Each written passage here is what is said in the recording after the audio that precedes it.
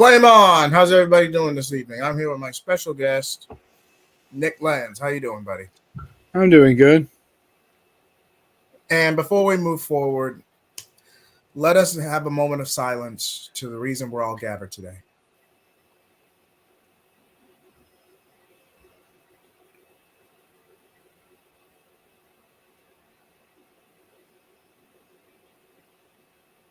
Thank you. Now, I did not see this coming. Like, Never did I. It came out of the blue. I was in our stream, and then someone I know basically just happened to mention this in the middle of a stream. It was an anime stream. Like, oh, he had just passed away. Like, what? I was kind of surprised by this. apparently, Because I think it's caught everybody off guard that he had passed away. don't get me wrong, but Dragon Ball was not Toriyama's first project. It was just the one because even Dr. Slump put him on the map. Dragon Ball was practically a side project in comparison. But it doesn't change the fact that he not only defined a generation, he changed the anime industry and how it's seen worldwide for generations to come. Mm-hmm. Yes. Now, Dr. Slump, I have read the manga. Really interesting manga. Still not seen the anime yet because I'm having difficulty if it's really all dubbed or not. That's the problem I have with it. But I have watched Dragon Ball and Dragon Ball Z, GT, most of Kai, Super, and pretty much all the movies that have been released for Dragon Ball. It's just that of the two properties, I think Dragon Ball's become a lot more bigger, popular than Dr. Slump has. Dr. Slump is very comedic, gag-like, and niche. And I'm not saying that strictly from a professional standpoint. I'm just going by metrics. But Dragon Ball has done a few crossover episodes with Dr. Slump in the past. I believe 3 in counting Super, if I remember correctly. Yes, and they're all canon because they're all from the actual Dragon Ball manga. The Super one is probably an original, but the ones from Dragon Ball, that is directly from the manga. Because Ari actually killed one of the generals. He actually beat one of the generals by herself, and he was embarrassed by it. And then this general got killed by having the new assassin, General Tang, killing with his tongue. Yep. Do you remember that? Yep, the germphobe. I remember that. Germphobe. I remember that. I'm like, really? Killing someone with their tongue? That seems so weird, and yet it happened. There's a reference in one there. of the most bizarre deaths I have ever seen in the series. More than just exploding or being chopped up. A tongue? Seriously? Fucking tongue. I think it's a technique where he strikes in the temple and the brain shuts down, but topic for a different stream. Yeah, it just it looked like actually inside of his ear, and somehow that killed him. That's what the anime presented it. I didn't want this to be all doom and gloom. So yeah. So Dragon Ball, I think, started in 1984, correct? Yes, this year would have been the 40th anniversary for the franchise, yes. Yep. The anime started in 1986, which it's on Crunchyroll, the whole series, and it's all dubbed. Now, those of you curious about basically the dub, does Sean Schemmel voice Goku the whole series? No. Only voice him in the final arc of the series. But the he 23rd told me this. Yes. He told me that when he started dubbing that one, this was after he had dubbed the first 60 episodes of Z. That's when he went back, did that arc, and then came back to do pretty much like a set of episodes, the movies, and then pretty much the rest of the series at that point forward. The original voice actor for Kid Goku, now currently it's Colleen Clickabeer. The original one is no longer associated with the franchise due to a story I've heard involving her and Christopher Sabat. A beef, perhaps? No. A casting couch situation. Oh. Yes, that's alleged. We are going to leave it at that. Yeah, which it's never really. But even so, while Nick is handling that, I just feel like not only did the story of Dragon Ball teach about self-improvement, it also helped a lot of people relate to it in a way to where you didn't have to see someone look exactly like you or someone go through a similar experience. Like, oh, this guy's meeting towards a goal. Oh, he's going for the next step. He's down now, but he's improving. Maybe I could take the next step. Maybe I can improve and get past that goalpost given enough time. The story of Dragon Ball has always been self-improvement. The transformations, the merchandise, that's all spectacle from a narrative standpoint. It's always been self-improvement at the end of the day. When first thing people think of Dragon Ball, think of basically Super Saiyan, but that didn't happen to Z. And that was out of convenience because Toriyama, because Goku has dark hair and he had extra inking and highlights and manga panels. So Super Saiyan was invented out of convenience.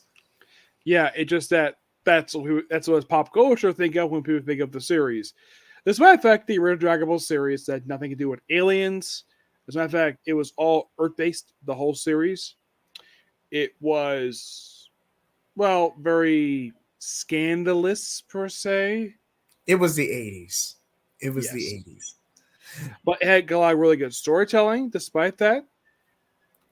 Of the actors in the show, only Kid Goku and Bulma have since replaced. Because Bulma is currently voiced by Monica Rial. The one voice in the series is not the current voice of her anymore. This one, I do not know the reason why she was replaced. It just that she was. But the original voice actor for Bulma did pass away a few years earlier. I want to say 2019, 2020. I know it was around. I think Monica Rial replaced it with, I think it was Kai. And didn't they pop up? And fun fact, one of two characters' voices got blue hair. The other is that dragon she voices from Tushimonchi Moonlight Fantasy. I thought that voice was familiar. Yes. But basically the best way to start getting Dragon Ball, start with the first episode. Go to OG Dragon Ball, go all the way to the end. Yes. It is something that you will not regret basically watching. Yes, the voices do something different than they do currently. And this series went through about 3 or 4 different dubs. It just that the Funimation one is more well known for being good compared to its previous dub, which was done by Ocean. Oh, and look who's joining us. Taladia Blaze, how you doing, buddy? I'm good, man. I've just woken up. As you can tell, yeah, but I'm here. I'm ready to talk about Akira Toriyama. Yep. We're paying our respects and basically saying what would be a good way to get into Dragon Ball and even some deep facts about it. So before we move forward, Taladia, how'd you receive the news and how you holding up? I received it via the Dragon Ball official Twitter handle, tweeting out about it. And obviously it's sad news, and it got me thinking about how I first when I first got introduced to Dragon Ball, because I reminisce, I remember watching Dragon Ball Z when I was younger on Cartoon Network and whatnot, and I was just like, it's just a sad day, and yeah, it's one of those things that we did lose a legend. The one thing about Dragon Ball is that one thing at least Funimation did keep when they dubbed it is that the opening title sequence was still the same, and that title sequence was amazing that they have for it. I was not a fan of what they did for the Dragon Ball Z dub. Their song they have for I was not a big fan. I was more a fan of the Pump Up the Dragon. Yeah, Pump Up the Dragon is a solid one, but you can't beat Head Chala. Head Chala is come on, that's a banger. It's so awesome of a song, except that the sequence itself uses images from World's Strongest, a non-canon movie. It's stock footage. Yeah, unless you've seen World's Strongest, you probably have no idea where the heck this comes from. Like Goku and Ice, Roshi be a bunch of bad guys, something he doesn't do in the series. Let's see what else. Oh yeah, I think also you see Krillin be a badass more than he does in the main series. No, I'm not gonna make that joke. I'm not gonna make that joke. Yes. Also, the Funimation dub is infamous for having Sabbath voice 50% of the cast. His first known character, and still voiced in his very days, not changed them, is Yamcha. To be fair, Yamcha and Vegeta are very similar. The only difference is one is a playboy, the other's a pompous idiot that mostly keeps to himself outside of training. And he's also a jerk too. Who, when he first met his future wife, he threatened to murder her. And yet she somehow fell for him. Which is I feel like she was just rebounding after her and Yamcha imploded, but that's a separate conversation. Yeah, one thing, if you ever watch, I think it was the first officer they showed on Dragon Ball. I think it was Colonel Silver, I believe it was. Did you notice that Sabbath gave him the same voice that he did for Vegeta? I did not know that. Yeah, same voice. I noticed that when I did a rewatch of it a few years ago, because I've seen Z so much. But in the case of, well, one thing to do, they don't see this until next to like a couple arcs after. I think it was the very next arc. I think it is. Please go back to after this one. They used to take Goku his age and Bulma's age at the start of the series. Bulma's 16, Goku is 12. Yes, and this is before Dragon Ball Minus or anything like that. So technically, here's the most streamlined way I could say it. Goku is born, if we're factoring minus, roughly around age 734, shortly after the recolonization of planet Vegeta. Then he goes through his incubation stage as a toddler, which he's roughly over the course of 3 years. Then he's shipped off to Earth on age 737 with Frieza. Which his father has two different voice actors. Is the one from the movie and the one who appeared in Broly is two different ones. In Broly, it's Sonny Surratt. He's not bad. I have nothing against Sonny Surratt. It just seems like this is the guy who, when you think of Dragon Ball, you think of voicing Krillin. He always voices Krillin. Like it's also one of the three characters he voiced. He also voiced one of the monsters from the Baba arc. I think he voiced the vampire. Wait, doesn't he voice Usopp in One Piece? Yes. Okay, just want to make sure. And yes. he also voiced Bardock. He also voiced Bardock as well. Okay. I think so, because he voiced like a lot of characters. Trying to think what that character he's known for voicing. Lupin. He's one of the actors for Lupin, not for part one. I think he does one of the later ones, but he doesn't do part one. That's actually somebody else. But you think of what? Sonny Surratt, the guy I know voicing cowardly characters, voices a guy who's not a coward.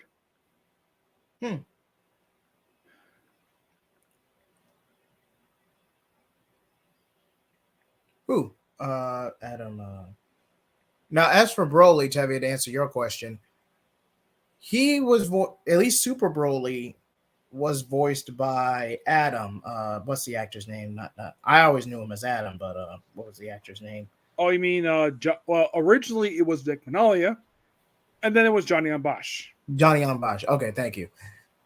Thank you for clearing that up. Which the only reason why he got replaced was because of the harassment scandal. Because you said it perfectly. Actors have a range, but and to my knowledge, they have never actually proved it. It just they want to get rid of him. This is rumor innuendo I've heard, and also I think Sabbath felt him he was threatening the position of Funimation. But this is just rumor innuendo, so take with a grain of salt. Yes. When Johnny Ambash voiced him in Superhero, he did an okay job. He didn't do anything. Okay, that's a heavy misconception. And Talati, I'm gonna just go ahead and address this right quick, then you'll have the floor to speak. But Z Broly was just your typical cash grab direct movie release on the slate. As long as they tied it back to Goku, because Goku's the face of the franchise in some way, they didn't care. Even though you can make the argument that this is more of a Vegeta-centric story, given the dynamic between King Vegeta and Paragus. Super Broly tried to fix that with the Goku bias removed. At least that's what I like to call it, the Goku bias removed. Mm-hmm. But even then, Goku still fights alongside Vegeta and plays a role in the movie with Gogeta and whatnot.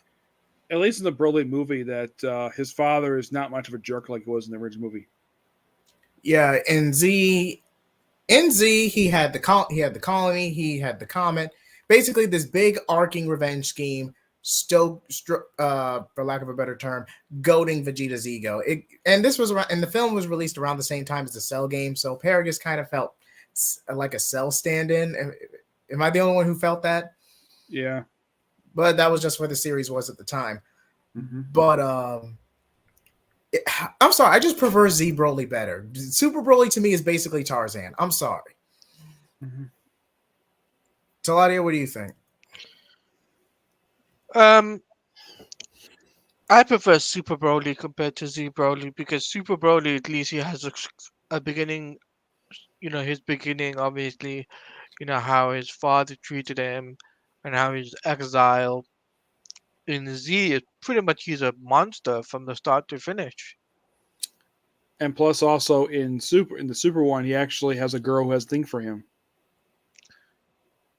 Again, If I have no interest or a fan of shipping, so if that goes Yeah, and somewhere, there's a joke made in the second movie where Whis basically says to her, Beerus has a type of women he likes, implying he does like her type of woman. so And take nothing, that and as you will. yes, that was a line said in the movie, and in the English dub, that was said by Ian St. Clair. He was that was written for him. That was not something he said off the cuff. So blame the writer for the movie for that line, not Ian St. Clair. Okay, the reason I prefer Z Broly better is not due to the nostalgia. I just prefer Z Broly due to the fact that he was this epic heel. If you are a wrestling fan, you pretty much were on the floor with Which Z Broly. they do have a couple characters who they do homage from wrestling. Like there was a character from the first World Martial Arts Tournament called Yep. Andre the Great. Yep. And if you're familiar with the real life Andre the Giant, he is clearly homage to him. And that's not the only one. Do you remember one of those jobbers that worked for Mr. Satan? Yeah. Goro the Mighty. he wore Vader's mask. You remember that big hulky thing that was a cool looking mask? And then he just got up and ate it. I'm like, what? Why would you eat a cool mask? And I've heard a story of the reason why he stopped carrying that around with him after a while when he went to WWE. Because that was a check back item. He got tired of carrying on check. He kept tired of checking it back. That's the reason why he stopped wearing the damn thing. Not the leather mask I'm wearing, the big metal one. The one like I know which one you're talking about. Yeah, that's a story. I've heard the reason why he stopped doing that. But occasionally they will have a modular people in the show because I'm sure in the case of Andre the Giant, he probably saw WrestleMania 3 and figured out, hey, why not include Andre the Giant? And somebody who actually is not in a lot of pain like Andre the Giant was during WrestleMania 3. Because the man was suffering through a lot. He was in a lot of pain in that match. Like, I heard underneath that strap that he had, which is the first thing he wore a strap, he had back brace. Because he had back surgery prior to that. He did. But WrestleMania aside, or Russell Trivia, I should say, Taladia, your response, because you've been awfully quiet. In regards to Super Broly compared to I'm strictly comparing Z Broly from the first movie. Strictly from the first movie, and maybe a little bit of Second Coming. well, Z Broly is like a monster, like I said. I've said this before. And his arc was always that he wanted to up on Kakarot. He's always had a problem with Kakarot from birth. In Super, he never had that. Super, he never had like this problem with Kakarot at all. But after the latest manga, I was reading the manga, the latest one. It it basically makes Broly into from a powerhouse into someone like a normal Super Saiyan. Mm-hmm. Which also brings us into our next topic. Where do we go from here? Because I have heard rumors that after this upcoming chapter, chapter 103, Super may go on hiatus while they restructure with Toriyama's passing. I think that was the most polite thing to do. I agree. Yeah, I think it depends. It depends on how they're gonna do it right now. Like, how they're gonna how they're gonna go around things. Because we have Daima's just before his passing, Daima got rebranded into an actual. It is going to be more of an anime instead of a web series like it was originally planned. But to what degree, we don't know, since, of course, the passing of Toriyama has led to a massive shakeup. Yep. So I would not be surprised if Daima got delayed at least 6 months. One thing that I do appreciate that Akira Toriyama did kept on even from Dragon Ball the Z into a superhero is the Red Ribbon Army. Mm-hmm. I get it. Go ahead. I'll let you finish your point, Nick. They're a great villain organization. Yes, they're obviously easily jobbers to basically Goku. But they even had a couple characters who are homages like real life stuff. Like they had Android 8, which anyone could tell it's a homage to Universal's Frankenstein monster. And then they had another lieutenant who, you look at him, he looks like Schwarzenegger. Well, Terminator Schwarzenegger, because Akira Toriyama was a big Terminator fan. Because that movie inspired several things for Dragon Ball. It did. What did you think of Red Ribbon Army, guys? So, Audio? You go first. Okay. Excuse me. As for me, the Red Ribbon Army, they played a role in the original Dragon Ball. I will not take that away from them. And Jiro, this retcon character, went in and played a role with the abduction of Lapis Lazuli, 1718, and then the creation of Cell. So I will respect that aspect.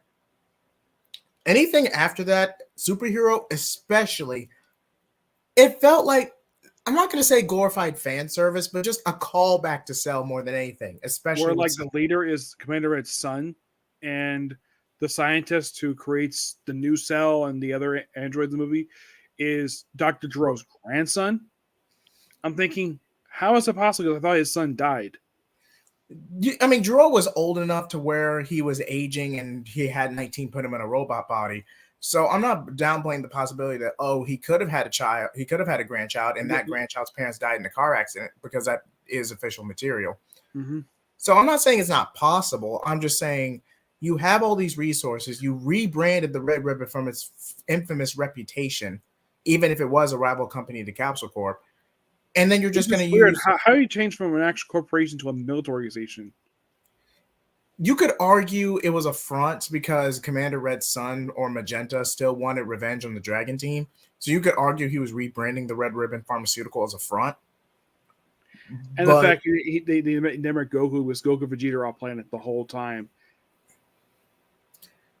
I just feel like that this was going to be more of a Piccolo-centric story, and then Gohan was slapped on for the sake of fan service. Which I have nicknamed Dragon Ball Superhero, the Christopher Sabat and Kyle Herbert show with Monica Rial, because these three practically carried the whole movie by themselves. I agree. And again, I'm new to this whole shipping aspect, so forgive me if I get this wrong. They had an original character, Pan's preschool teacher, kindergarten teacher, and that's created a fanship with her and Piccolo in the community. Can someone confirm that with me in the comments? I don't know. I think Pan in the movie, I think that they brought back her voice actor from GT.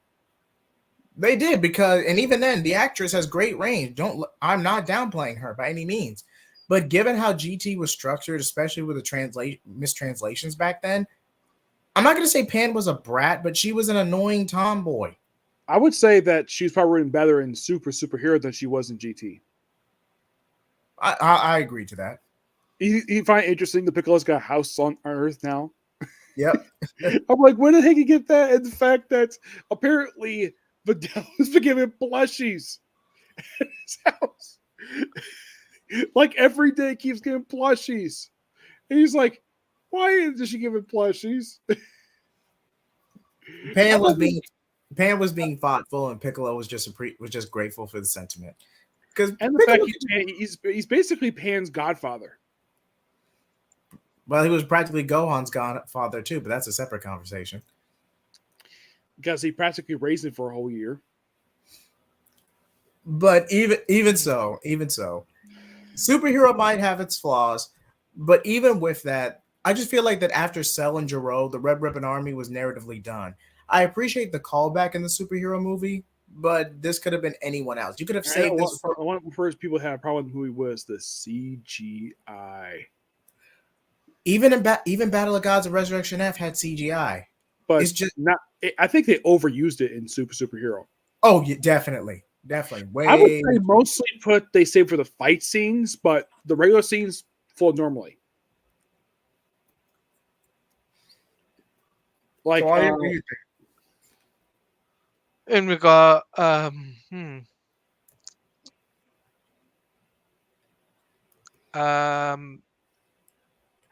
it's hard to say for me personally. I'll admit it was more detailed, but Mhm. compared to, and it is an improvement compared to what we saw in Battle of Gods and Resurrection F. Mhm. But even with the shortcuts you have with CGI, there's nothing wrong with a classic 2D or 2.5D touch.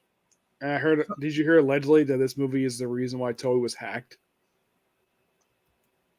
I had heard rumors, but I never heard anything concrete.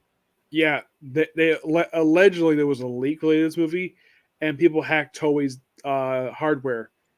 And this is a common joke even for big corporations. Big corporation, then the security system sucks.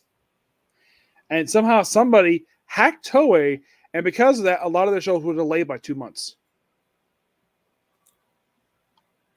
Like One Piece couldn't release a new episode for like 2 months because of this. Though I think it did help the delay. It just What's up, Ormax? And what Movie Theater King was saying, Dragon Ball is great. Z was begging to be rewritten in some aspects, but it's still decent. A lot of 90s kids would disagree with you on that, Movie Theater King, but I understand where you're coming from. it just that for me, I saw Z first, then I saw the original series because that's what I saw on TV. Because it was 90s. That's what I saw on TV. So I see Super originals later, and I like GT may have its issues, but it's still an enjoyable series to watch. If you do watch GT on a dare or just out of respect for Akira Toriyama, watch the sub because you're not going to be able to get through the dub. I'm just going to call it now. You are not going to be able to get through the dub. I've only watched the series cringe that places. one. Though one thing that I do get is one of the dumbest things about GT is that dancing scene during the Black Star Dragon Ball. Boom, bottom, ha. I'm not going to get that out of my head. Thanks. I kind of agree the arc was very slow paced. The arc. It was basically it was basically mystical adventure in space. That's what Toei was going for. Yep. And instead we got Pan. It seems like though, like of the three, I think Goku was more of an adult than Pan was. Or at least which is to be expected. Pan is like what 15, 14, 15, yes. somewhere around here. And they say that because I remember at the end of the Z, it was like 10 years later, and Pan's 3 years old. And then another 10 years passed by for GT, and Goku is wearing blue now instead of orange, which in the series, they don't really explain why he puts Alpha and again. He fights Oob, which of course that character's made canon Soup because they mentioned him. Because I think it was 17 brought him up.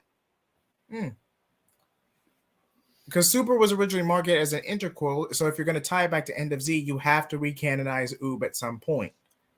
Now, me personally, I would have reintroduced Oob way before Moro because even if you did factor Kid Buu absorbing God Ki from the Kais, it still doesn't change the fact that you would either have to make Oob incredibly overpowered or have Goku severely holding back during the match for it to make sense. Mm-hmm. I think it was around a line that apparently Super, the very first episode takes place 1 month after the defeat of Buu. Immediate aftermath, yes. Yeah, like 1 month later. And apparently the story is that, Mr. Satan's got a reward for getting credit for killing Buu. Yes, Dragon Ball. That was Goku. Dragon Ball Z Abridged is hilarious, Pika. But would they do a Z rewrite? I don't know. They made Gohan swear like crazy.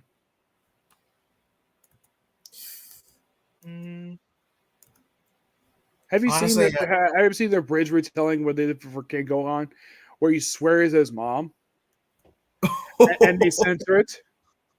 Oh no, I've seen all of Abridged, man. It's hilarious.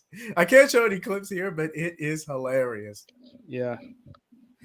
But speaking of Oob, Akira Toriyama, are we ever going to see him again at this point? We could see him Oob again if Moral Arc gets adapted. Where does Battle of... Okay, you got to go strictly by release order with the anime. It's Battle of Gods, then about a year later is Resurrection F, then a week later, I want to say about a week later, they're setting up for the Tournament of Destroyers. That takes place over the course of like a week. Mm-hmm. And then we time skip about a year for the Goku Black arc. Zamasu a couple months after that because Bulma was pregnant with Bulla. And then after the Tournament of Power, you have the Moral arc after that, I want to say. No, Dragon Ball Super Broly. Excuse me. Broly, then Moro, then Granola. So all those three arcs take place back to back. And then now we're in H783 after Superhero about a year later. Mm-hmm. It would be something, though, if in fact that the actual canon story where the Dragon Ball team pays visit Universe 6.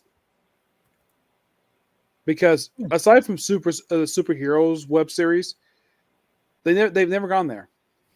Yeah, they did set up a Universe 6 Sadala arc, but they were rushing for the Tournament of Power, and the anime was going to be cut on hold to work on Dragon Ball Super Broly. So they kind of had to delay that. So a lot of the development for the Universe 6... Yeah, I know the viewers saw Universe 6, but the Dragon team didn't go there. But what could you really get from a Universe 6 Sadala arc other than a baby revamp? I don't know. Maybe like a visit. Maybe just have a bunch of Saiyans team up. Maybe. You could say Goku's there on vacation. Now, the Goku Black arc did give necessary attention to the series and saved it from cancellation. I will give you that. I can confirm, and for the dub, that was Sean Schimmel voicing him for Goku Black. And I did read online that apparently when he did the, I think it was the form he had for the Broly movie, that was a combination of Sabat and Sean Schimmel. Yes. And correct me if I'm wrong, but I read an article where one of the actors for Dragon Ball Evolution got a chance to redeem themselves by playing Zamasu in the dub. Now, I don't know if this was the actor who played Son Goku or this is the actor who played Demon King Piccolo. That's just it was Sean Schimmel playing Goku Black. Okay.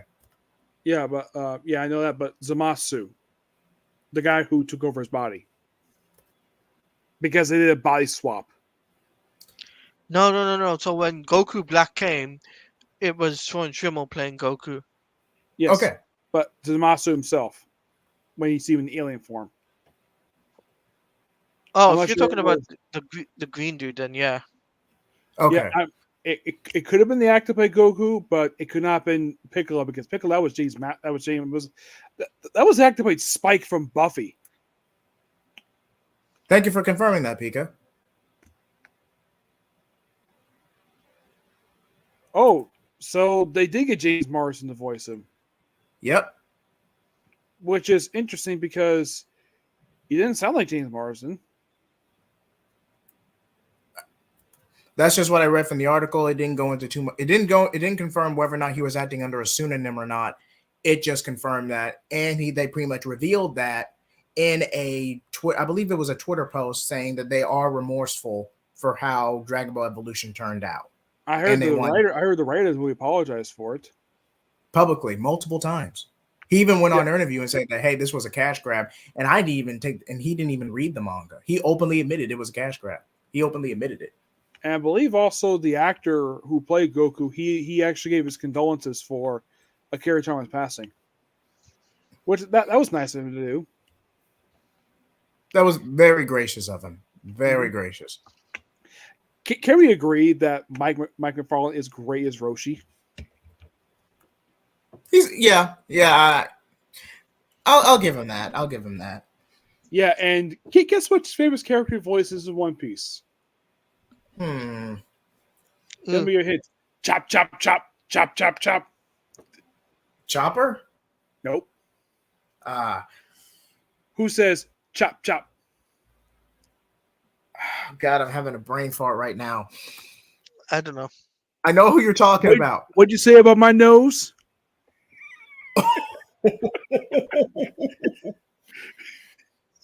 Oh, I knew it was him. I knew it was him.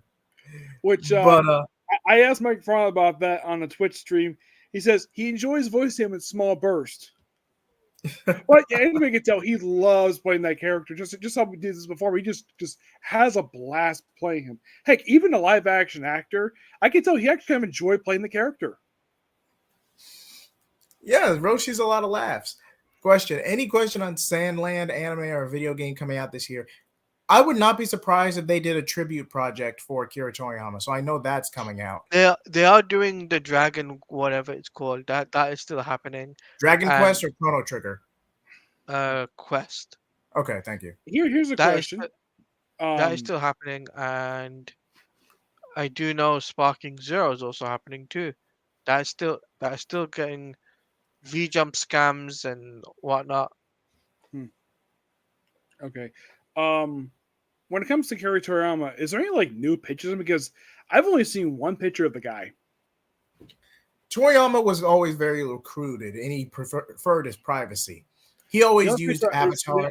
The only picture that people have seen is that picture of him in black and white. He's smiling. It looks like he's drawing a manga. I think that may be taken back in the 80s. Yes, that was a. I can't give you an exact year, but I know for the fact it was in the 80s. I would have thought that they would take a picture of him prior to his passing. I'm sure you've seen in public multiple times. No, they wouldn't do it. He wouldn't do it. That's Akira Toriyama for you. That's why he used an avatar a lot of the time. I know what his avatar was. Yes. Which I am hoping they honor. Okay, yeah. You were saying that? Yeah, it's just that he's sounding so different than how when I used to listen to the man's voice, because I'm used to when he played Spike and Buffy, because that's what he's known for in pop culture, not playing King Piccolo. Yep. But moving on to our weird the fact that who they made a shapeshifter and made his lieutenant, despite the fact that if you watch the anime, Mai was afraid of him. I thought it was I've heard very few point out though that was a weird change. Yes, it was. Yes, it was. Speaking of Dragon Ball and his work, reminds me, any opinion on the Dragon Ball movies as a whole? If so, which was your favorite? Coolest Revenge. You guys already, if y'all saw our New Year special on the channel last year, you know my favorite Dragon Ball Z movie is Coolest Revenge. I enjoyed it too. I also enjoyed its sequel, Return of Cooler. Yeah, but come on, that was a ripoff of Mecha Frieza. Come on now. Yeah, and is it strange though that fans have begged Toei to make this guy canon because how popular he is, and still he's not canon? Because Frieza's iconic. I mean, why have Cooler, a movie variant or a movie equivalent, when you can just bring Frieza back into the mix? And plus, he has a completely different personality than Frieza. Frieza is like over the top, and he's like, well, he's very calculating. He's reserved, cordial, patient. Frieza has too big of an ego for his own good. Granted, if we're factoring Super, he's tempered somewhat, but still. And he's rational. Frieza is it weird though the fact he's been killed twice, yet now he's revived, and yet he's not acting like a villain now? He's basically Dragon Ball's Team Rocket. Yeah, he basically have Goku stopping him. Vegeta still hates him for destroying Planet Vegeta. Goku does not have much hatred toward him as Vegeta does. Okay, some people see History of Trunks as a movie. I count that as a glorified OVA. Which I think that one is canon. That's the only one of the spinoffs that actually is canon. Yes. Because the early Dragon Ball movies were just basic recaps of the overall story at that point. Kind of. I think the first original one was Welcome to the Dead Zone. Yes. Which is Warlick Jr., who was a variant on Amber Payloff. It's like the same characters, like except it's greens and blue. And the same voice actor. And of course, the movie is infamous for that famous scene of Gohan doing something to Krillin. You know what I mean? I know what you mean. Watch the movie and you'll see exactly what we're talking about. And that's the only way to get follow up in the anime. Garlic Jr.'s Revenge. Though Krillin did rebound pretty well for himself. And Yeah. apparently Gohan knew nothing about this all in the main series. He's never been told he did this to Krillin.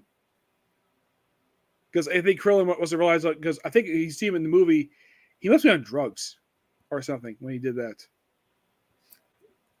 Wait, we're talking about Dead Zone or World's Strongest? Dead Zone. Okay, because I do remember when Gohan was captured, he was under the influence of those berries. So he might have. So I just think Gohan forgot about it if you want an in-universe explanation. Yep. Also, Wrath of the Dragon.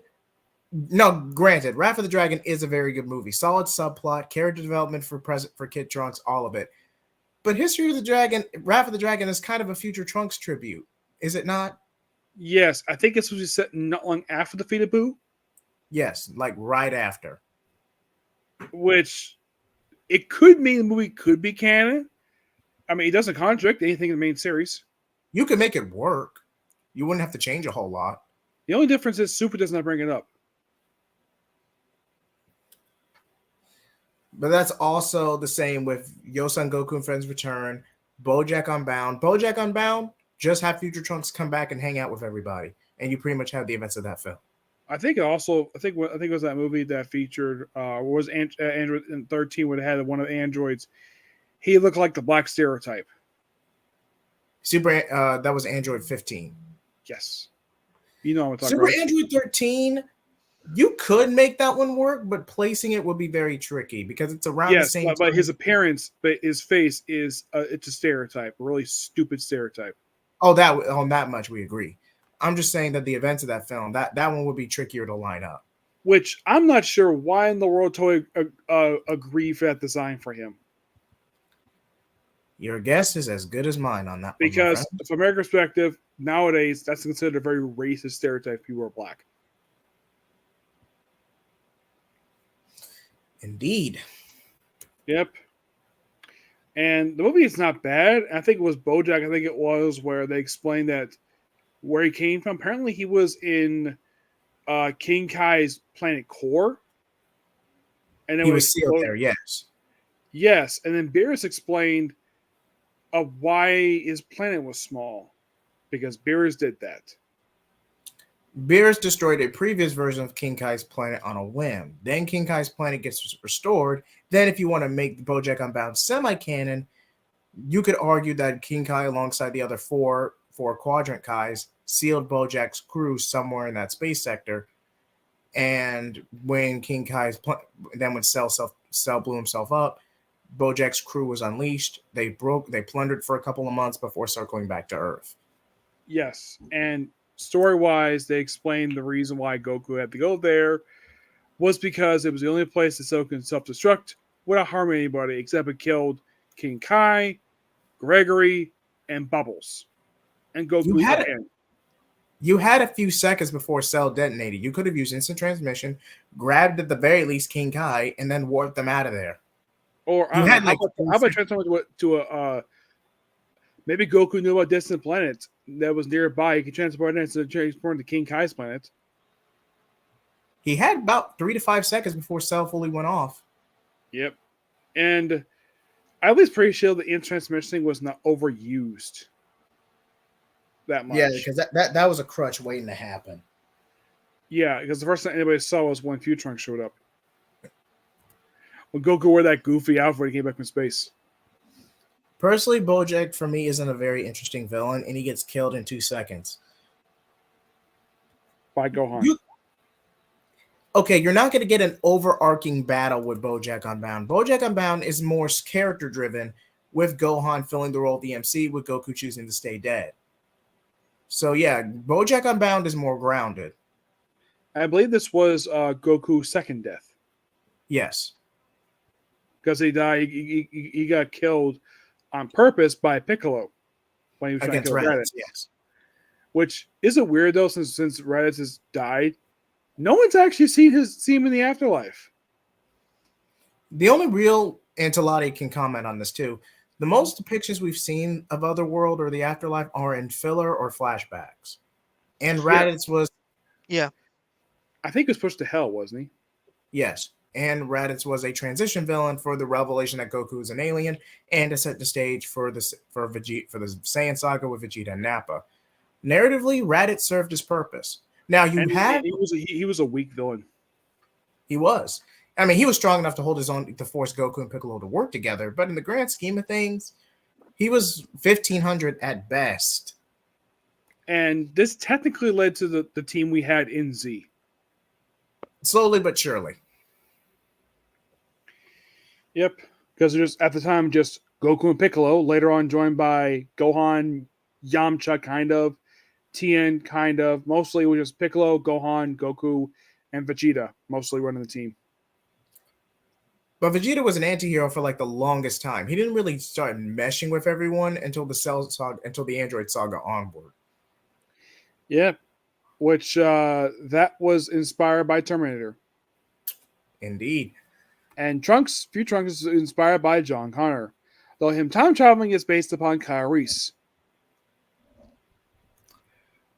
I think Raditz served his purpose.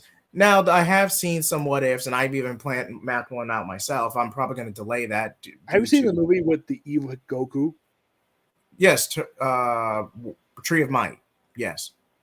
Which everybody pointed out that he looks exactly like Goku. It's like it's basically a what if scenario. What if Goku actually stayed in Frieza's army? Or what if he kept his memories and turned evil? It's what could have been. It's weird how the fact he looks like Goku, and they do point that out in the dub I saw, but it's never really doubling further than that. Even he's like he looks like Goku, he's not Goku. Yeah, it's basically on Planet Vegeta, a lot of the low class are very similar or very antiquated with each other because they were the low class and hunted together. So there are bound to be a few genetic similarities. Yeah, and Kira Toriyama never stated these two were related or not because he was movie original villain. Yep. Yeah, I like the whole story Tree of Might. I kind of wish the story kind of was made canon, but I don't think Tree of Might is canon. They might have taken elements from it, but I don't think they've ever canonized Tree of Might. They probably should have because it came out of the period of time where you have those darker Dragon Ball movies that you could easily fit into canon. Instead of later movies which is so impossible. Yeah. Like Bro Isn't Coming. That's supposedly set prior to Boo showing up. And prior to the World Martial Arts tournament, and like, okay, so Goku, and apparently this movie is like, okay, so Videl is looking for the Dragon Balls, and in the main series, she had just learned about their existence. I'm not surprised she didn't know about them, given the fact that they're not public knowledge. No, they are not. They are considered myth. Now, Videl did blackmail Gohan into teaching her how to use ki and learn how to fly for a couple of weeks. But that's lit. But again, the only way you could make Broly's second coming work is if it's just before the events of the 27th Budokai. Was it the 26th or the 25th? Yes, because I think when our father was winning it, because original was once every 4 years, like 3 years, and then when he became champion, it was every year. Yep. Which it's like, okay, because I think because Toriyama did not want to associate with the World Martial Arts because that was something they do like a few times in Dragon Ball. So they want to get away from that, do something different, but came back to it for this one story arc. And then afterwards, like if you think about it, the World Martial Arts tournament technically really had one, the whole entire of Z.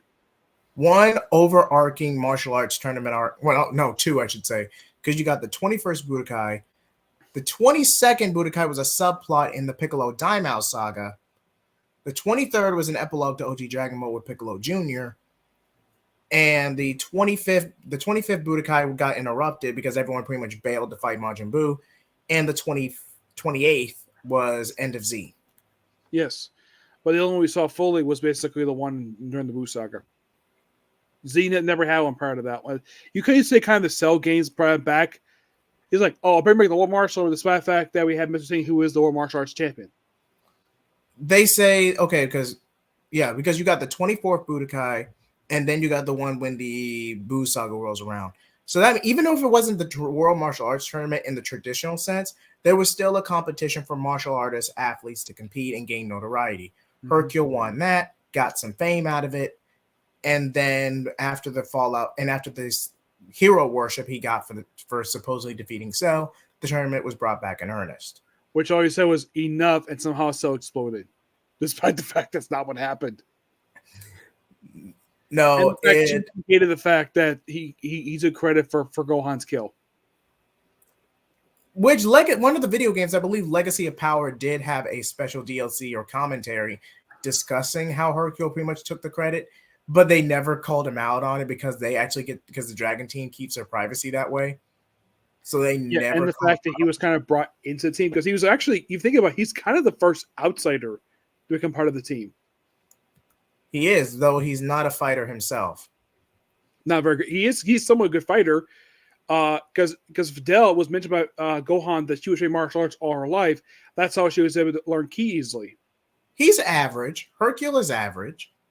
And you see him basically, I think it was the Fusion Reborn, you see him be a bunch of zombies. Which, to be fair, would not be hard to do. Yeah, but it shows the fact he's got skills. He's competent. I'll give him that. He's a bit overconfident. Puns and aside. The fact that he is just as afraid as Chi-Chi as Goku is half the time. And is it strange though, despite the fact you have all these women around him, he never is serious with any of them. Nope. Wait, are we talking about Hercule or Yamcha? Hercule. Okay.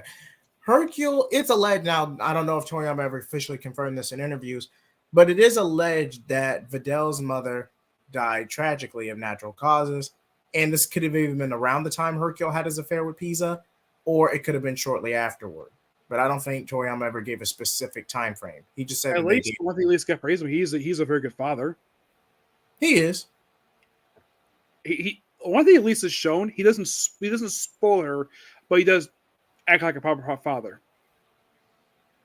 And you at least got praises about Videl. She's not spoiled rich kid.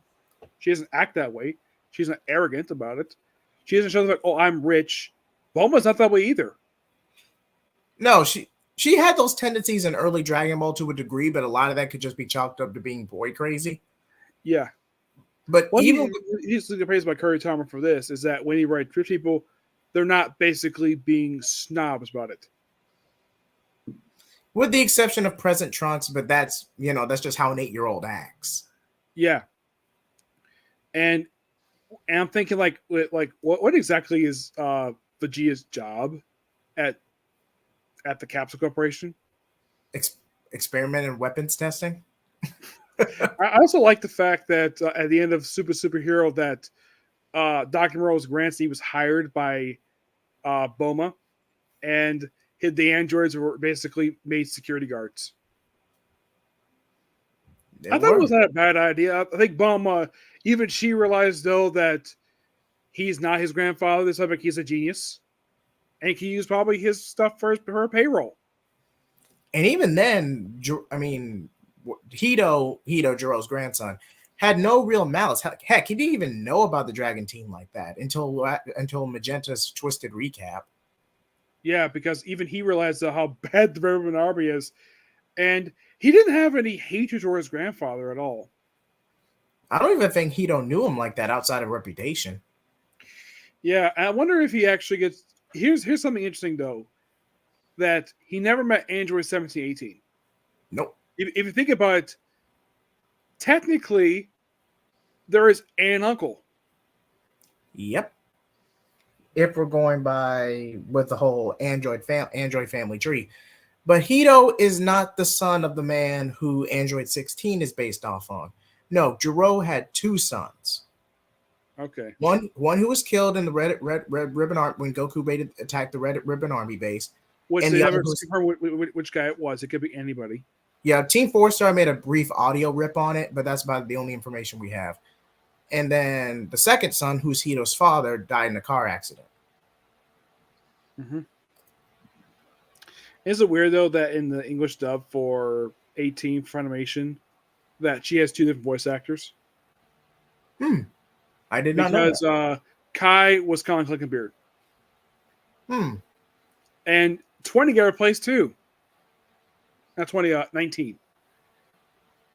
I don't remember playing him. I don't remember playing him in Z. But guess who played him in Kai? Who? Todd Hepburn. He's in everything. Yes.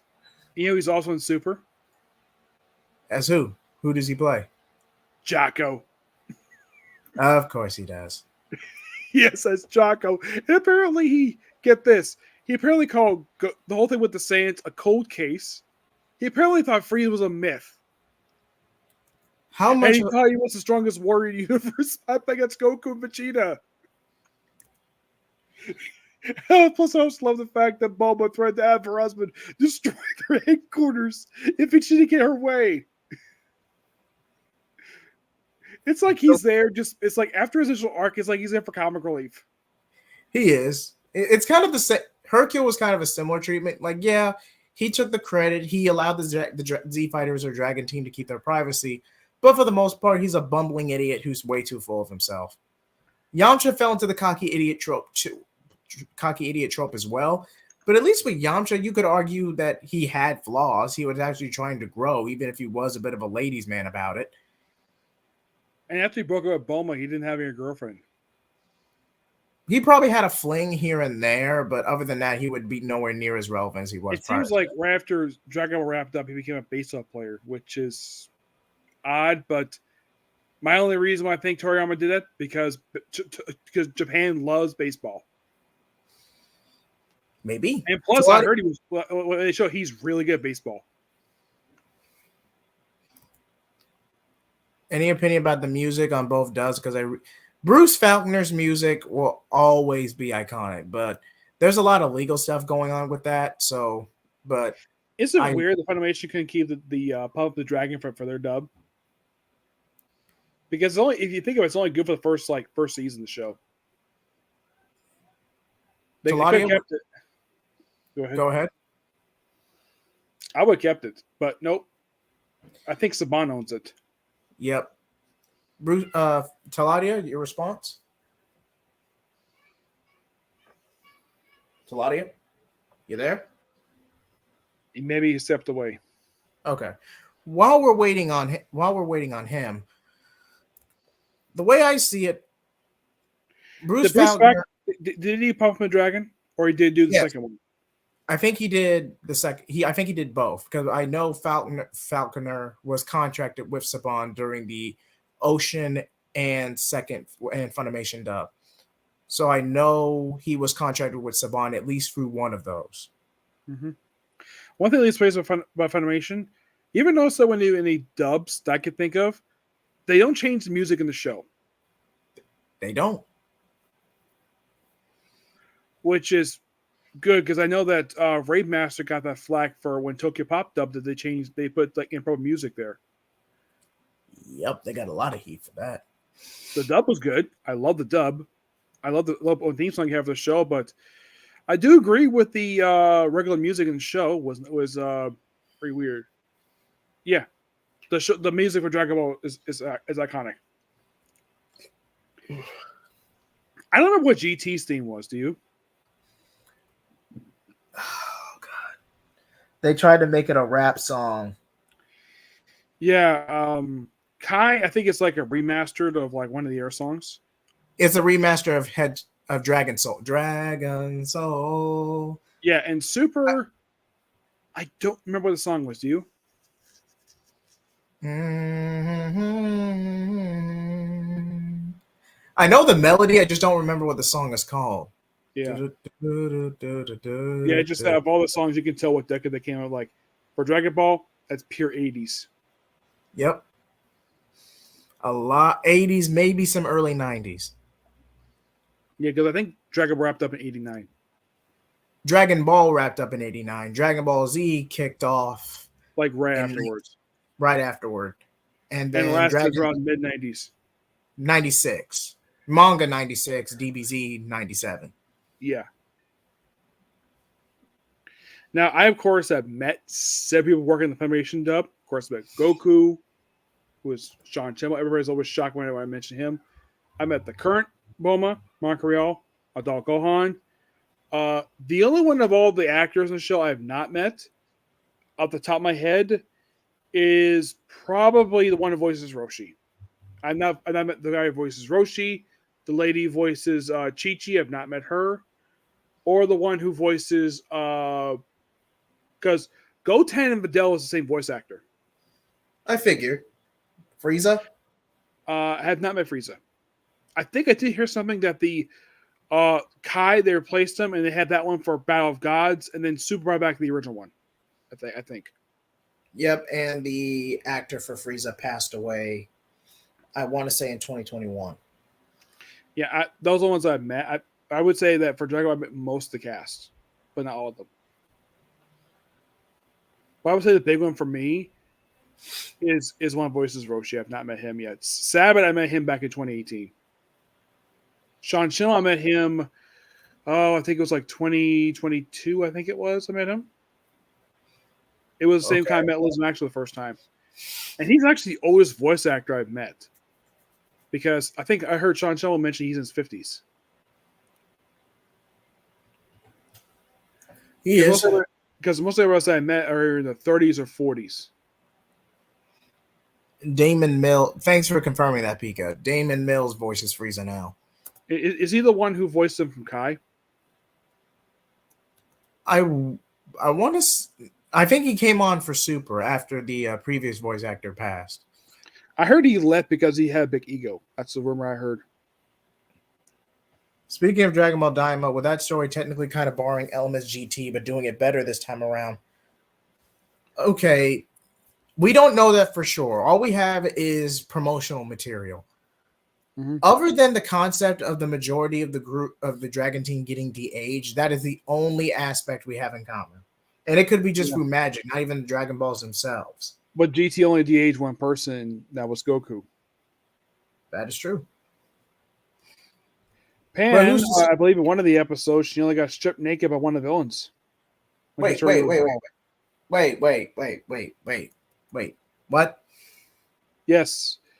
On one of the planets they went to, where it's owned by a cult, the leader had built to turn people to dolls, and he turned Pan into a doll. Okay. And basically, it seemed like he was ready to strip her naked in doll form. And then he was stopped. I actually forgot about that, Nick. Thanks for reminding me. Yeah, that happened. That happened only one episode, and then it was never mentioned again.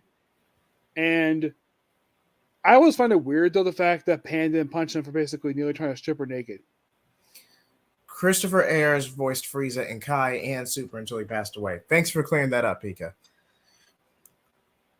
But ultimately, I never met Christopher Ayers. Surprisingly, I never met him.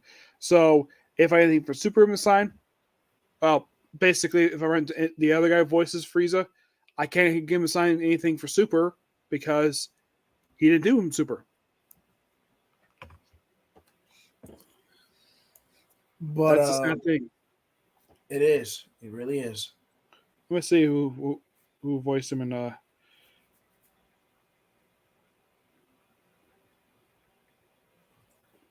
Let's see who was the voice. No, not that one. Okay. Let's see who voiced him in the original series, because I don't think it was the same guy because it mentioned it was somebody else. It was somebody else. It was. Let's see. It was. They used to have like a thing on here that says Pauline Newstone did the Ocean dub. I believe Lydia Young did Z and GT. It was Pauline Newstone, then Lydia Young, then Christopher Ayers for Dragon Ball Z, kind of a good bit of Super, and now Damon Mills, 2021 onward. As for the original sub for Dragon Ball Z, it was Ryusei Nakao. Apologies if I butchered that, but he is still alive. Okay, so Apparently, the original voice actor, one who Funimation had first, was Linda Young. That's who voiced him originally. That was actually his very first one. And then he's voiced from 99 2009. Chris Erickson from 09 to 2019. Of course, the most the current one. Linda Young is her name. She also voiced Genki from Yu Hakusho. I was wondering why, basically, whenever I heard Frieza's voice, I always sounded like a woman. And apparently her son's a voice actor, too. Oh, he's the voice of Kurama. Also from Yu Hakusho as well. And he's the voice of Tien Shinhan. I think it might be the current one. Yeah, and yes, Baby's a good villain on paper, but in execution, he's just a callback to all of Z prior to that point.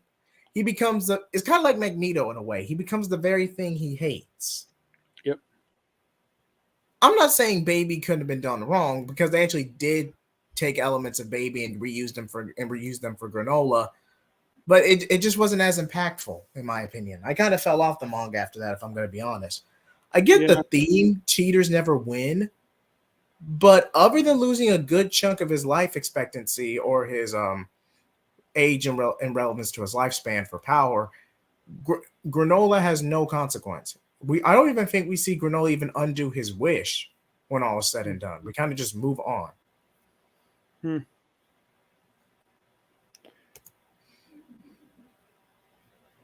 But I'm looking up in the case of who voiced him in the Barback movie, because I remember seeing the movie dubbed.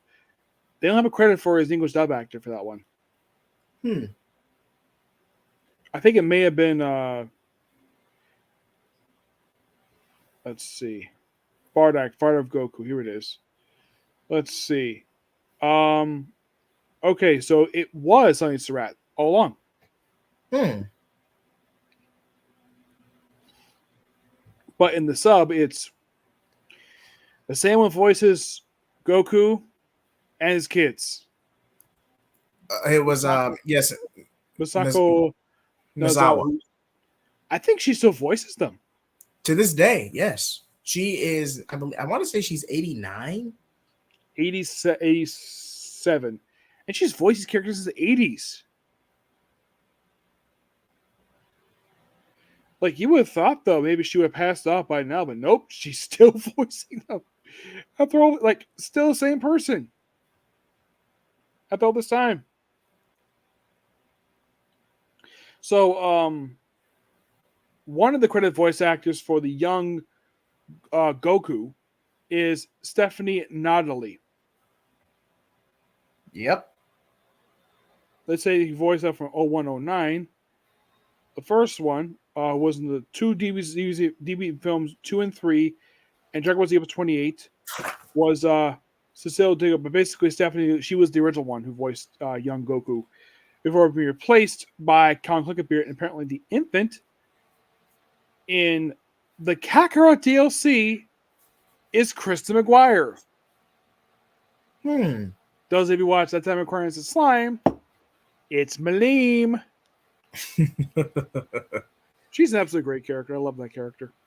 As for Dragon Ball minus Bardock, now granted, you can interpret the last day of Vegeta in either of the two ways. If I had to make a personal headcanon, it would be amalgamation of the two, because all minus really adds is actual on-screen appearance of Goku's mom and Bardock feeling remorseful in his suspicions of Planet Vegeta's final days. His mom does pop up in the Broly prologue. Yes, because it was she was with Bardock, so I think it might be the same person. But in Bardock, father of Goku, Gine was not to be present. It was off before Minus and Super Broly. It was implied that Bardock and Fasha had a thing, which I would not be surprised if that was the case. But Bardock ultimately chose to be with Gine in the end. It's weird that in the Bardock Father of Goku movie, Bardock got the power of telepathy.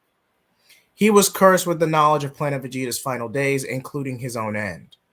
Which the end of the movie is canon, the special, but the rest of the movie is not technically canon? No, because it all leads to Goku leaving for Earth, and Planet Vegeta getting destroyed. Anything prior to that, you could take Remember elements the from Ocean Mega Dub Force. that they claimed that Bardock was a great scientist. Yeah, because they Ocean really Dub is so hilariously bad. because they try to compare. Okay, all the Goku Superman comparisons stem from the Ocean Dub. Like, The way here's we're one: brown water that's supposed to be beer. Or here's one: we'll go the way of the dinosaurs. I think another one. Oh, too bad it's Sunday, otherwise those buildings will be full. Or I could see their parachutes. That's Ocean Dub for you. And the thing is, if you watch my Ocean Dub, they're not there. Though you keep one thing from the Ocean Dub. You want to know what it is? It's become a famous meme. it's over 9,000. Yeah, that's the only thing they keep because even Funimation knew that was funny. Everything else, yeah, they realized those are hilariously bad. Just keep that, get rid of all the rest. But even with the mistranslation, 9,000 just sounds cooler, especially in that context. So Because I think originally it was like 3,000. I think it was 8. Yeah. If I remember correctly. Granted, my kanji is not the best, but the way it happens is that every time that they take a reading of Goku, everybody's I think Scouter explodes. The only one who technically does it is Vegeta's because he breaks it himself.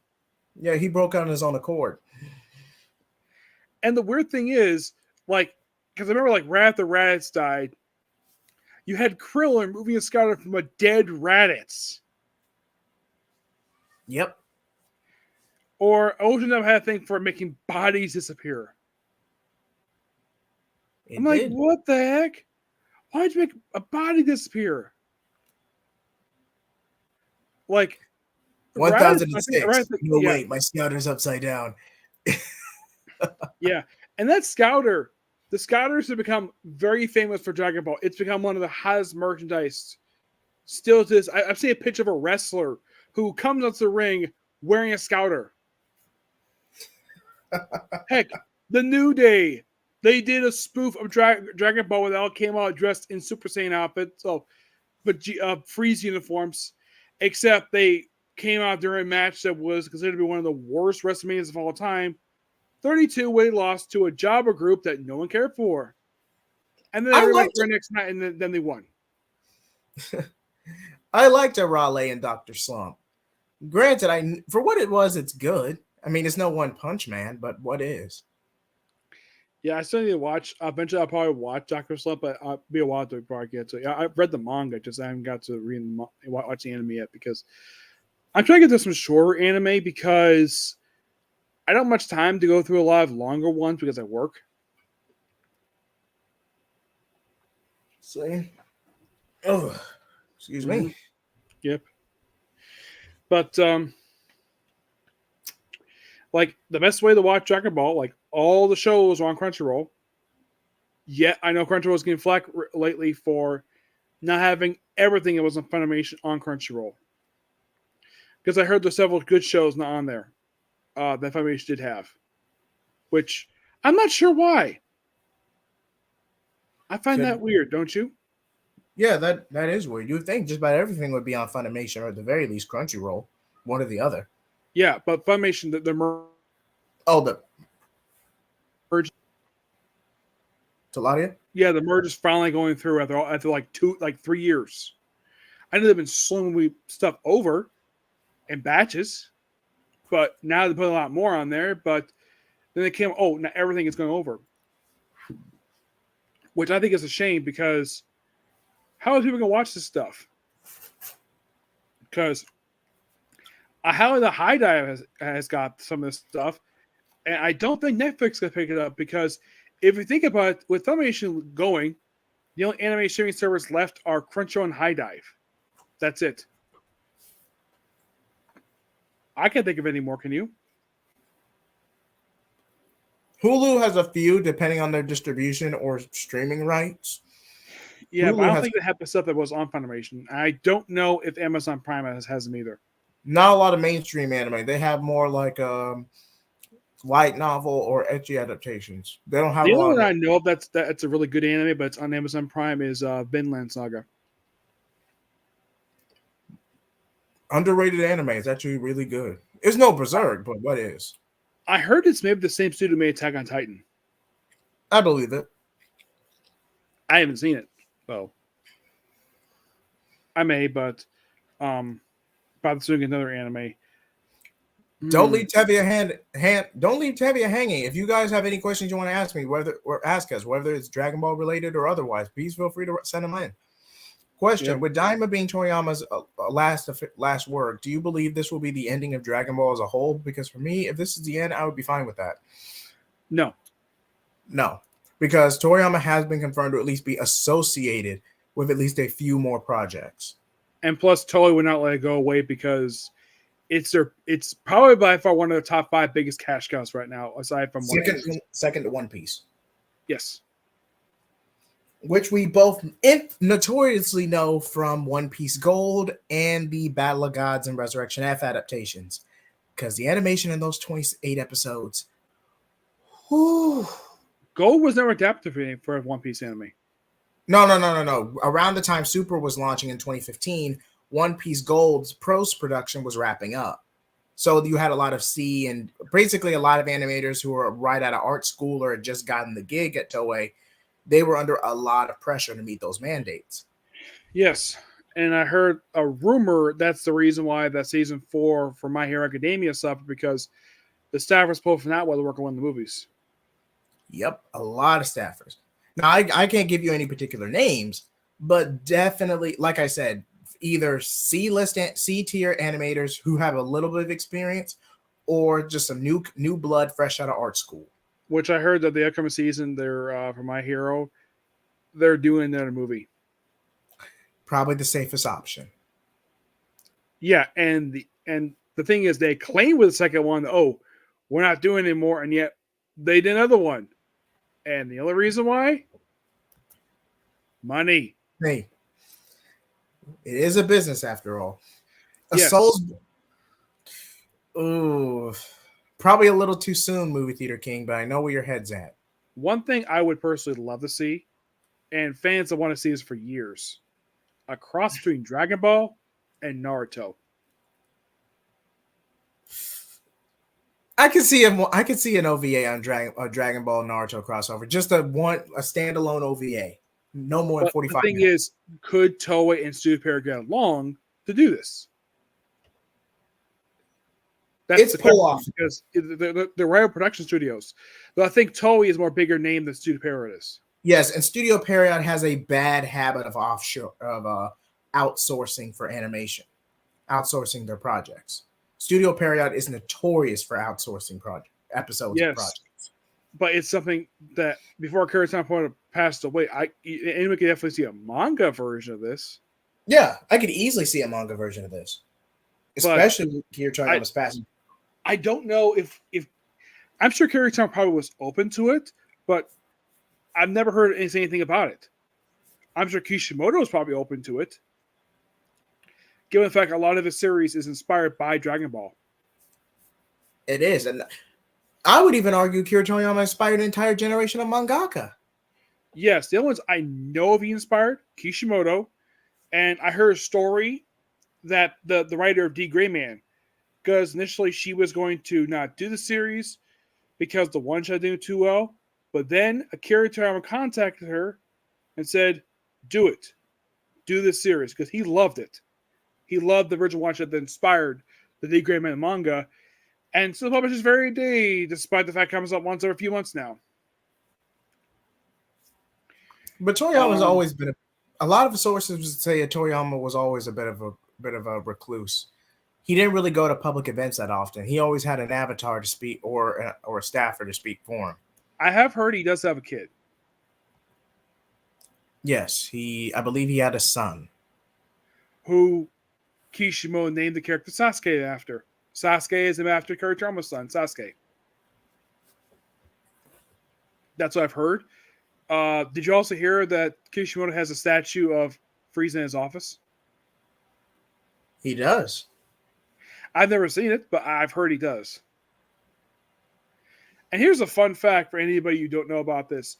Kishimoto is one of 2 noteworthy manga that come over here for Comic-Con. Guess who the other one is? Who? My Hero Academia's creator. Huh. Yeah, they're the only 2 been over here. Akira Toriyama has never been to the United States. Never. You would think he would come over here, given the fact that his fan base is huge here. Nope. Never did. I'd argue Latin America. He has a bigger fan base in Latin America than at least for Dragon Ball, he had a bigger fan base in Latin America. Mm-hmm. But yeah, I don't think he ever left Japan. At least there's no official record of him ever leaving Japan. I never heard anything about it. But it's weird though. I would have thought maybe other manga would come over here, aside from Kishimoto, the creator of My Hero. Like, what about, let's say, Kubo, the creator of Bleach? But Bleach still has fans here. I'm surprised he hasn't come over here. He might have been. I was probably too busy. Mm-hmm. Especially in between deadlines, family life. So I think for him, the only way people can see him is via Zoom call at Comic-Con. Because unless, of course, he can probably take time to do chapters over here, where he can probably just send them to his editor. For him, currently, right now, it's impossible. But yet somehow, My Hero's creator came over here. I'm not sure how he got time. It's kind of weird. Demon Slayer, I'm not sure if that person come over here. The weird thing is that when the first season came out, the manga was ending.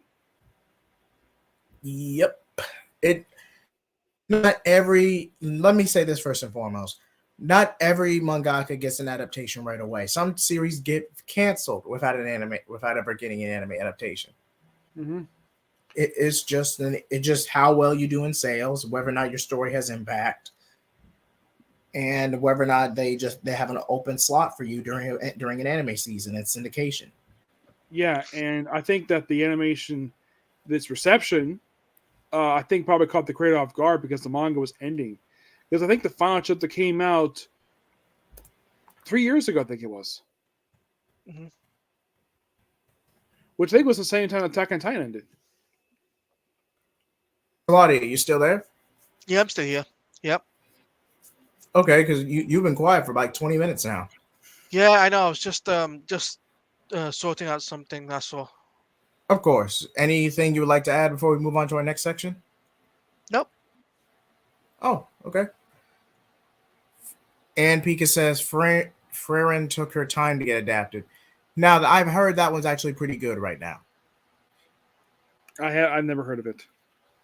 I'll leave you a link in the private chat but if I remember. But you can always put for a DM on Twitter.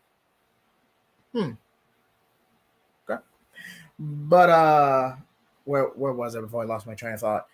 Mm-hmm. Oh yeah, we will bring Anime Blaze back. We got to finish season 2 of Fire Force, and then we are.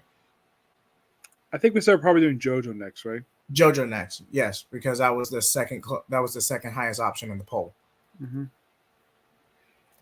So yeah, Pikachu is pointing out something in the chat about Spy X Family has reached the point where the manga was where the anime ended. Okay, when an anime project catches up to the source material, because there's always been manga first, with a few exceptions for the longest time. So when they catch up to the manga, you have what is known as filler, which is anime original content to help stretch the gap. That is the main purpose of filler. Spy X Family doesn't have it. Hardly ever. Spy X Family hardly has any filler. It's seasonal. That's the best way to avoid filler. But the reason filler gets passed around, because you confuse, just because something is anime original doesn't automatically make it filler. They just say that for the sake of simplicity. Sometimes you have transition episodes, which are like in between story arcs for character development, certain interactions and settings. Boruto is a perfect example of this. They have a lot of transition episodes in between arcs. But the only ones you could really count as filler, quote unquote, would be the car actuation arc, the Chocho arc. I would say some of the stuff for the Fourth Ninja War, a lot of that was filler. Oh, the fourth grade Ninja War was dragged out, but that's a whole can of worms in of itself. Yeah, and Watch Mojo blamed that for the end of the series, even though no, it's not the series' fault. The fact that the fourth grade war went on so long, that's Kishimoto dragging out for so long in the manga, and the Because anime was not filling gaps. and even then, that was like 3 years straight. All the while, his editorial like, "Hey, Madara can't be the final. You got to wrap this up because we're kind of cutting you off after this certain number." And Kishimoto was scrambling how to defeat Madara. Mm-hmm. Now, you could have still done Hagoromo, saved your six paths, and the seal.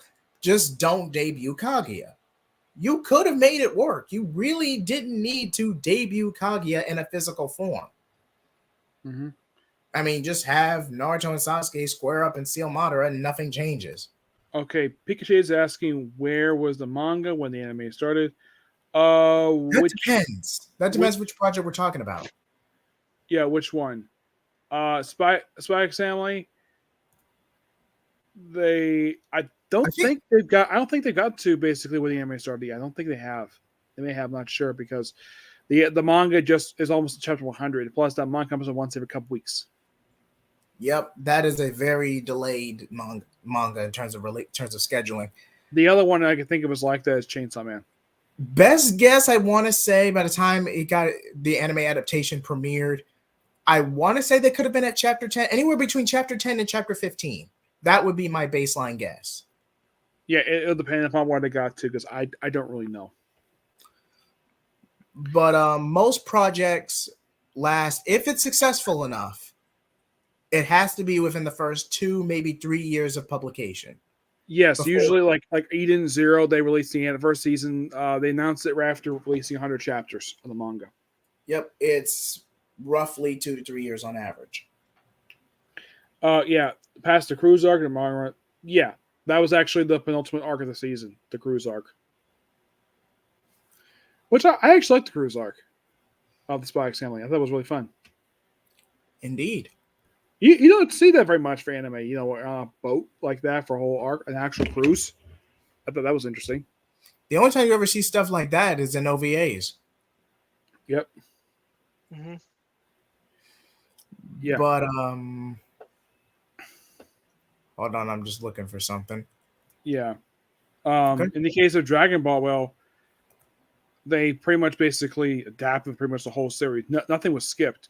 Naruto, they pretty much adapted everything for the whole series except for the final chapter. They did partially have one of the episodes of Boruto, but that's it. Yeah, and okay, that was the day Naruto became Hokage, where basically Naruto misses his inauguration day because Himawari has pretty much has a tantrum over her stuffed teddy bear getting ripped. And you gotta understand, Himawari is like 3 or 4. Mm-hmm. This is even before the events in the main series. And Boruto, being her older brother, doesn't want to get stuck. When you watch the anime for Shippuden, the final episode of season 20, that's actually chapter 499. Yep. Where he said he had the study coming up in Junin, and he mentioned Boruto. Nope, never did. That was an anime scene. That was strictly anime only, to where if he meets these qualifications, he'll automatically get promoted to Jonin. But since this is Naruto he's talking about, he just settled for being a high-profile genin. Yep. Because Naruto was not going to pass the Jonin exams to save his life. It just wasn't going to happen. Yeah, I think the reason why they didn't have him do lore missions because of his rank, because how powerful he is. Yep. And the fact that a lot of the series never took up attention headband. He very rarely ever did, which is fine. But if you notice in Boruto, he never wore it once. None of the characters did. You sure? Because I'm pretty sure there were scenes where they wore their headband. They may not have worn it the traditional way, but they had their ninja headbands, at least on their person. Yeah, not Naruto. Nope, we never seen wear it. Hinata does not wear hers. Matter of fact, she's not wearing it after the fourth Ninja War wrapped up. Because you see, the last she doesn't wear it at all. Ina does wear hers. I get the only character I can think may still have. I think maybe actually Shikamaru. Shikamaru is not wearing his. Because if you notice, you think Ninja Mayo wearing the forehead, he wore a sleeve. Ina wore around, wore like a belt. Hinata wore like a necklace. The other ones who actually wore on their head were just Naruto, Sasuke, Kiba, Shino. 10-10. Yeah, 10-10. Rock Lee. No, No, he he never wore his actually. like a belt. He wore his like a belt, but he never wore his on his forehead. Sakura, it was mostly on top of her head, never on her forehead. The Yep. comic book with her was not her chest size. That people make fun of. It was her forehead because she had a big forehead. Indeed. That's what we poke fun of her for, which is weird. But I know in that one episode when poke fun of her chest size, that was basically classic anime trope that women would constantly poke fun of each other's chest sizes. And the best person to describe this, to basically put this to bed, is the main character, To Love Ru. He's like, I don't care what the chest size is, as long as they're a good person. I go with him on that, the argument. Like for me, I don't care if the fact the woman chest is big in anime. I don't freaking care. It's fine, as long as they're a woman. And that's how I put that to bed from my perspective. So what's it called? Jahi, what else is there to talk about? Right now, we're kind of going to a bit of a Q&A, like anything you guys want to talk about or anything you want to comment on, kind of just free reign. Yep. And we'll go Okay. into that for a few minutes, and then we'll wrap up. Mm-hmm. Yep.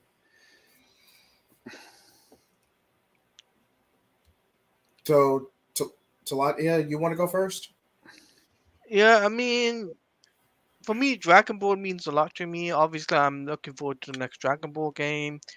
And that Dragon Ball is definitely one of those things that with the anime it helped me get through a lot of things. And it's all about friendship with Dragon Ball. So, Mm-hmm. and you gotta remember that Dragon Ball was all about friendship, and that's what Akira Toriyama told us about. Mm-hmm.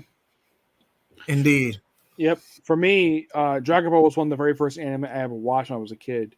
I also watched Pokemon, Digimon, and Yu-Gi-Oh! A little bit of Cardcaptor Sakura, and that was it. I didn't watch GX till later because I didn't have Cartoon Network at the time. I have watched GX. The problem is basically the series is one of those things where the dub was never finished because 4Kids wanted to do 5Ds so badly. And I've heard a bunch of stuff related to 4Kids of how they plagiarized. They got accused of a bunch of stuff by the studio who makes Yu-Gi-Oh! They got accused a lot of stuff.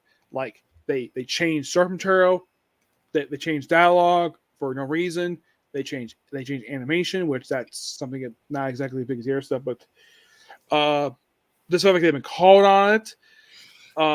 There are many legal battles related to it, and it just was it was a mess.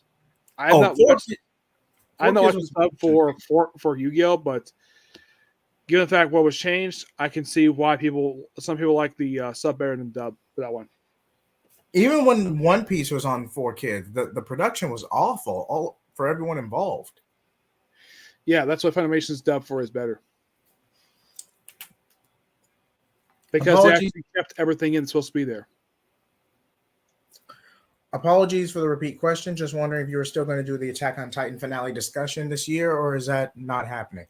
I still haven't watched the finale yet, so I may watch it soon.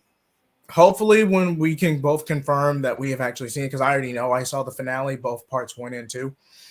So maybe we can do a special Anime Blaze episode on that. I know I want to at least get through 3 before the end of this year, mainly. At least the ones I want to prioritize. Mm-hmm. And that is Fire Force Season 2. Go ahead and wrap that up. JoJo's Bizarre Adventure, all 5 parts. I think we're on part 6 now. And Berserk. 6. I really want to do an Anime I haven't Blaze seen episode. Berserk. You've never seen Berserk? I've seen a clip of Berserk. The original or the remake? The original. Good man. It was that infamous scene that it was known for. That happened toward the end. That happened toward the end of the series. I don't think I've seen from Berserk. Griffin's double cross. Yeah, the fact is, Okay. one of the most violent manga I've ever heard of. Like, for the clips, I was like, "Oh my god, this thing is so bloody!" It Like, I thought Hellsing was bloody. It makes Yu-Gi-Oh! Issue 0 look like a kid's show in comparison. And if you want to pick a difference between Hellsing and Hellsing Ultimate is better than the original Hellsing series. Because yes. that one actually adapts the whole thing, and it's much more bloodier. And if you want to go really rated R, there's tons of swearing in it. Oh my gosh, there's tons. But one thing it does not have is nudity. Isn't that weird? So it just barely edges along the lines of shonen, because you got shonen, which is for like young adolescents, and then you got seinen, which is basically Japan's version of TVMA. So it's kind of in between. It's borderline. It could go either way. Think of it as an R-rated anime for gore and foul language. And like the only people I recognize who in that series, I mean, I know that the guy voiced Tachi. He came back for that one. Because this one kept the same dub cast as the original one, which thank you Funimation for not changing the dub cast. But even they probably realized this is a completely different series than the original one. And the fact that the anime went to an original ending. I watched a couple of those, and I just never finished it. But I love the Hellsing Ultimate. It's amazing. Great series. The fact that Chris Freeman himself basically seems like he's enjoying himself playing Hellsing himself, playing Count Alucard. Yeah, he's just having. He's like oozing with charisma. I would say he probably had more fun playing him than playing Itachi. I could see that. I could really see that. Not gonna lie. He did good job voice Itachi, but I think he had much more fun time voicing playing Alucard. I would not be surprised if that was the case. It was different. I think this is really weird though. This OVA series had like 4 different studios working each OVA. I think one of them was actually Madhouse. Yep. Which I thought that was weird, given the fact that you watched the anime, it looked like the same animation, but nope, it's on my 4 different studios. I think Madhouse did two of the episodes. Now, I have gotten some fan requests in the past, and if you actually do want a specific anime you want to cover, feel free to either reply in the comment section or DM me on Twitter or X, JJHeat75. I've seen requests for Uraka 7 and its sequel, Yu Yu Hakusho. That first one you said before Yu Yu Hakusho, I've not seen that one. I've seen Yu Yu Hakusho. Eureka 7. I have not seen that one. It's all right. It's I have read that Stephanie C voices Eureka herself. Yes, she does. It's your typical battle mech story. I heard it as the most weirdest premise where she basically just falls the window into his bedroom. That's why I read what the start premise is for her, how she first meets the protagonist. She just falls into his bedroom. At least it's different when To Live Rue happened. At least it's not a Darling in the Franxx situation. I'll give you that much.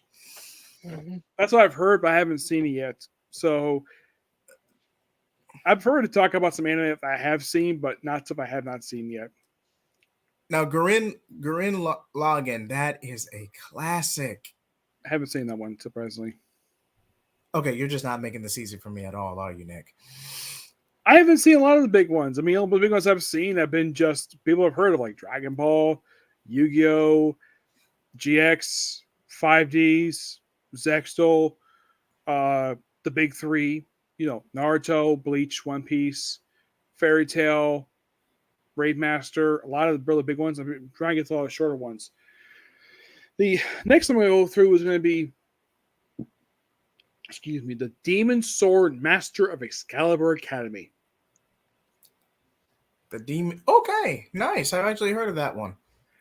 Yep, I'm gonna go to that one next. I'm reading and reading. I'm gonna start reading this book next, if you can see it, and then read the first book of that one. This is the 27th volume of In the World with My Smartphone. Wait, I thought that one was canceled. Not that I know of. Oh, They did do season 2 last year. I love season 2. But they ended up the entirety of like book 6. There was actually a chapter they skipped. It was a chapter that featured a female pope, which they cut from the anime for some reason. I'm not sure why. I don't know why, but I did notice for season 2 they switched a couple of the voice actors. One, I have heard the reason why. The other one I have not. The first season, the main character is voiced by Josh Grell before he outed himself as whatever he is now. Because now he calls him Jesse James Grell for reasons. He did this 2 months after I met him last year. I met him in January of last year, and then 2 months later he does this nonsense. Not sure why. And I asked, what was her name? Jill, the one who voices Noelle from Black Clover. Joe Harris. Joe Harris, yes. Yeah, I asked her why was he replaced? Was it because of this? Does him out himself? No, that was not the reason why. He asked to be replaced. Question: anime that reminds you. Any opinion of any anime called Isekai Cheat Magician? Because I watched that anime and it's an interesting series. I've heard of that one. I might take a look, but whether or not we'll make an Anime Blaze episode on it remains to be seen. But I'll at the very least watch it. Yeah, I've seen a few of them basically where Isekai is like a magician, whatever. Like one series I think is really, I think it should get season 2. I even told the voice actress that I really love the season. She was quite surprised that I told her that, and that was The Aristocrats Outwardly Adventure. You watch that season, like, wow, why isn't that season? This one's so good. I enjoyed it all the way through. That one, including Farming Life in Their World. That one should get another season because there's still plenty of material that one. And both series one thing in common. Only the manga is released here. The light novels never released here at all. And this one, I recently received an actual comment from. I'm not going to name names. This will remain anonymous. Based on our Anime Blaze Soul Eater episode, do you believe so? And this is, I'm going to leave the profile anonymous. Do you believe that Soul Eater should have gotten a Full Metal Alchemist treatment / remake? Or if you do, should Krona remain as male or not, or should they remain ambiguous like in the manga? Do I think it should receive such treatment as Full Metal Alchemist Brotherhood? Yes. As treatment, depends upon the point of view of people who do the anime. That's how I do it. I would love to see it, especially since in the last few years, the population, it got some steam going right now. You would think they would, and especially give an apology for that awful ending for the series. Was it really that bad? Oh, it was bad. Having Mocha gain power she didn't have in the manga, and beating the bad guy, punch him in the face, and exploding. I'm like, what?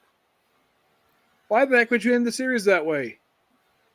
Okay, if you've actually read the manga, I could actually see how that would be considered a bad anime original ending, because nothing really changes. He kind of just fades to dust, and then we just have this. Then we have this overspanning title crawl, and then cut to black. So if they did get the full remaster, again, it would depend on the right showrunners for the anime. It would depend on their perspective, but if they do a treatment for it, have it where everything after episode 18 is ignored. After episode 18, got it. Because 18 was the last canon episode. Then you're pretty much doing a relaunch of where right after episode 18 left off. Krona goes rogue after being manipulated by Medusa. Maka goes after them, him/them. Again, this could go either way. And then Krona has his/their redemption arc before being bound to the Anubis seal to seal Ashura away. Which one thing I also do, keep the same dub cast. If possible. I think as far as I can tell, everybody's still on good terms because I was dub with Funimation. I'm sure it'd be pretty easy. I mean, Fullmetal Alchemist kept all its dub cast. Except for the guy in the armor. Yes, he was recasted. Yeah, because the actor got puberty. Yeah, he aged out. He aged out. Yeah, but I think he did voice one of the characters in the show. He did. He ended up getting a new part, but he did. Yeah. One Punch Man, I did see a trailer for that. The new season looks really good. I thought we were going to switch studios and look up like, nope. It's still the same studio as season 2, which that's good. Yeah, I will definitely watch One Punch Man because this will give me an opportunity to actually catch up with the manga. But I think but that remains to be seen whether or not we're going to do an Anime Blaze episode on it. But I feel like it's about time we got to final thoughts. So, any final notes? Anything you guys want to say before we wrap up? Just that, you know, be respectful to Akira Toriyama's, family and whatnot, and also with the fact that with his passing, is that just remember that Dragon Ball Z can mean a lot of things, but at the same time, um, just remember all the good times that Akira Toriyama has taught us through manga, through anime, through video games, you name it. Thank you, Taladia. And You almost called me Tevya. I have no idea what you're talking about. I just said Taladia. I have no idea what you're talking about. But Nick, anything else you would like to say? Yeah, don't listen to politicians what they say about Dragon Ball because they lie. They're known for being big fat liars, anyways. They'll listen to a politician in California who called Dragon Ball Z porn, even though it's not. Because Dragon Ball Z that's more associated with the first series, not with Z. And just like that, I'm likely to be demonetized. Thank you, Nick. But you know what I mean. Just don't listen to them. Just watch a series and you would love it. If you're into basically martial arts, lots of action, sci-fi. But the one thing the series will not have, if you watch any of the original series, you will not hear a single bit of foul language. Super has a little bit of it, but it doesn't go overboard with it. Okay. Do you agree? I agree. Little to no foul language.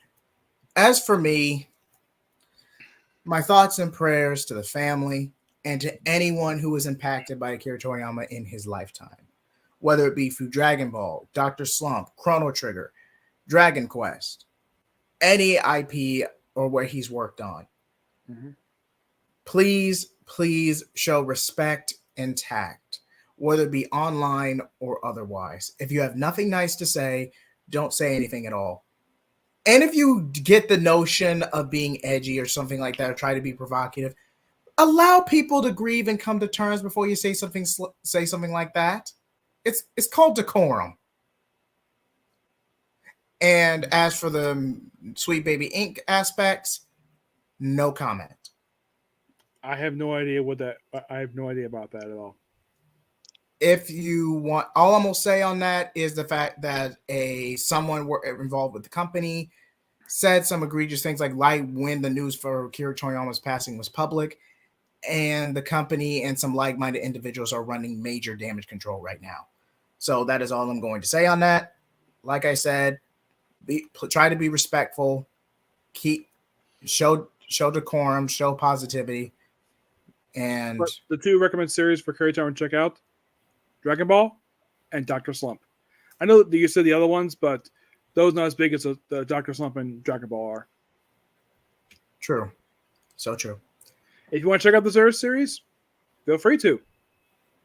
But Dr. Slump, mainly the reason why I want to check it out because the characters from that do show up in Dragon Ball. Okay, so anything you guys want to promote or what you guys got coming up on the channel? Yep, I have got on my channel. I have just put out a members video talking about WB Games Montreal's recent job listing and what are the possibilities of what the next game could be.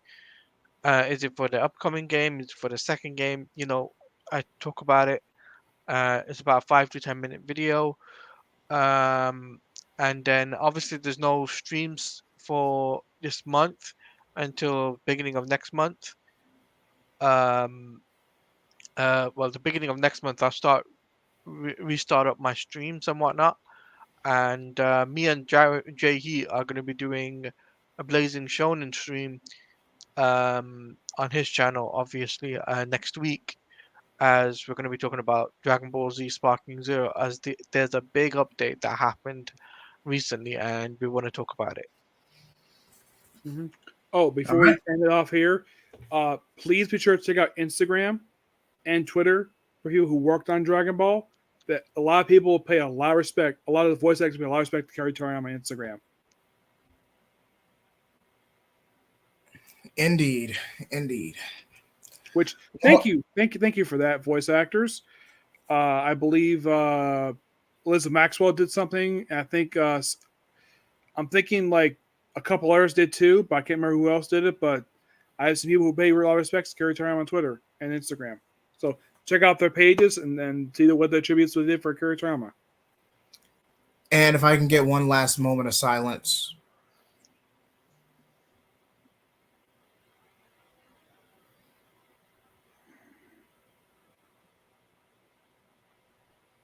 Thank you.